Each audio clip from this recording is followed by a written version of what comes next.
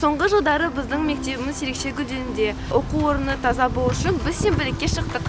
Уже вот весь пакет собрали.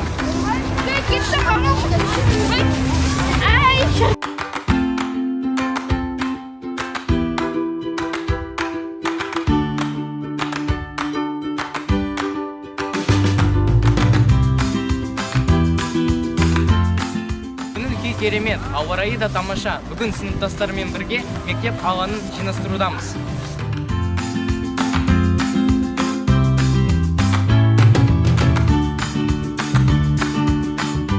Менің ойымша, әрбір оқушы өз үлесін осылай қосса, онда қала территориясы өте таза болады.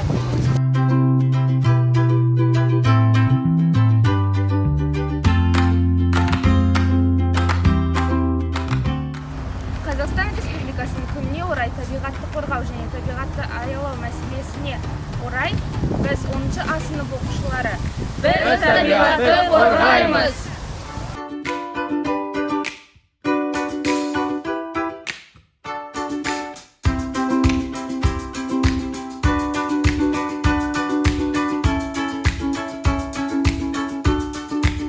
Біз сыныптастарымызбен осы территорияны жинастырдық. Әр сынып өз территориясын жинап, мектеп алаңын тазартуда.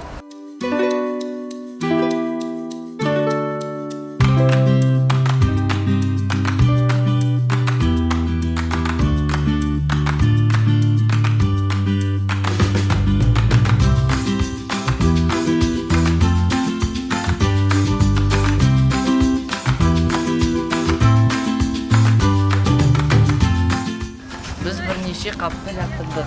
Мектептің алаңы әлдеқайда тазарып кетті.